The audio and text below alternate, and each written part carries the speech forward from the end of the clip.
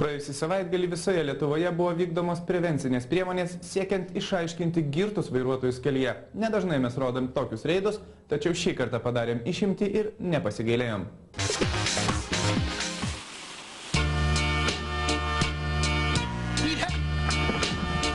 Policijos reidai arba priemonės, kaip jas vadina patys pareigūnai, yra gan dažnas reiškinys, kurį mėgsta rodyti daugelis televizijų, rašo laikraščiai, žinutėmis apie juos mirga internetas. Tačiau mes papasakosim apie jį šiek tiek iš kitos pusės.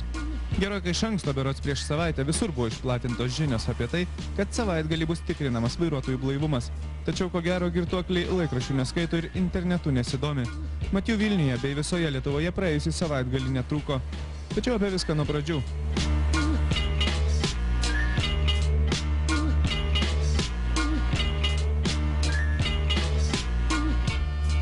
Tokiose priemonėse dalyvauja ne paprasti patruliai, o respublikinės rinktinės pareigūnai.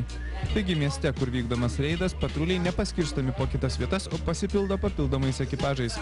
Šiek tiek apie taktiką, pagal kurią patruliai pasirenka vietas, kur stabdyti automobilius. Nors ji visą laiką keičiama, bet praėjusį savaitgalį viskas vyko taip.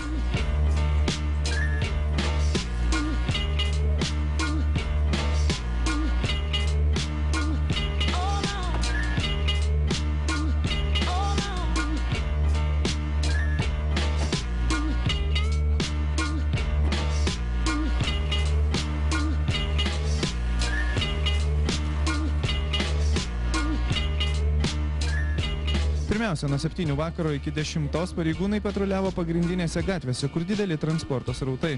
Vėliau nuo 10 vakaro iki vidurnakčio patruliai budėjo miegamuosiuose mikrorajonuose, o po vidurnakčio prasidėjo patruliavimas senamiestyje. Kodėl buvo pasirinkta būtent tokia taktika? Pirmiausia, po darbo dienos patruliai stabdo vairuotojus pagrindinėse gatvėse, nes kartais savaitgalius dirbantys kontorose pradeda dar darbe.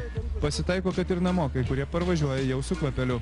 Tokių pirmoje reido dalyje ir tykojo pareigūnai.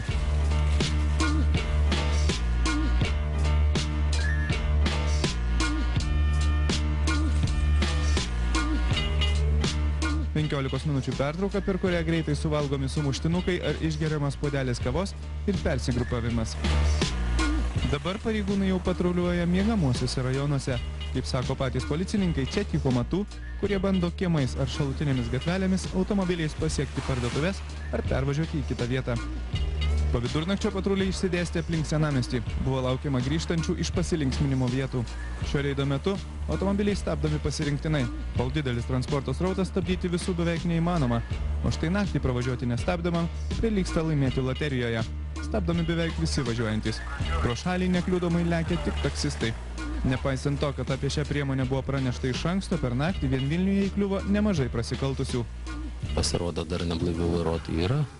Pirminiais duomenim, kiek pačiai minutė aš jau turiu informacijos, yra 5 išaiškinti neblaivus vairuotojai, iš kurių 2 pakartotinai vairavo per metus. Ir šiems asmenims gresia griežtos sankcijos, netgi ir transporto priemonės konfiskacija. Nustatyta nemažai kitokių teisės pažeidimų, na ir be jokios abejonės prevencijas. Buvo atlikta nemaža prevencija, nes žmonės matė, ypatingai jaunimas, kuris vakaroja, ilgai važinėjęs, matė, kad mieste dirba policija. Tokia ir buvo mūsų, iš esmės, mūsų tikslas.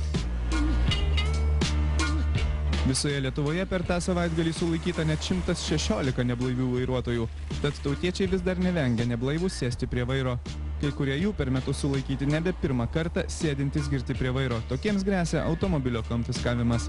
Vis dažniau pasitaiko ir tokių, kurie važinėja gatvėmis neturėdami draudimo poliso ar nepraėję techninės apžiūros.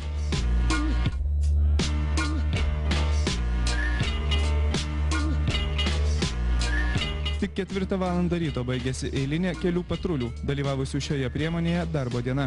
Dauguma policijos automobilių liko ilsėtis. Gatvės ištuštėjo, jas pasipylė tik barstytuvai su baltarusiška druska. Tačiau prasidės nauja diena, o su ja ir nauji katės ir pelės žaidimai.